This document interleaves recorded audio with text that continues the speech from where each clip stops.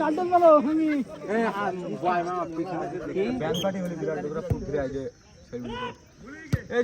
ভালো বল ওই সাইডে যাচ্ছি ও দৌড়ে দাঁড়িয়ে কেন রে ওই যে আলু গন্ধা ও যাচ্ছে না হুমসিকাল দেবে ডিসিশন দেবে একেবারে বুঝু মাতানোর মতো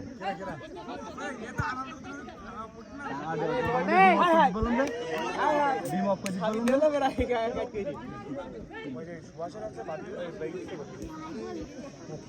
ডিম অফ করে ওই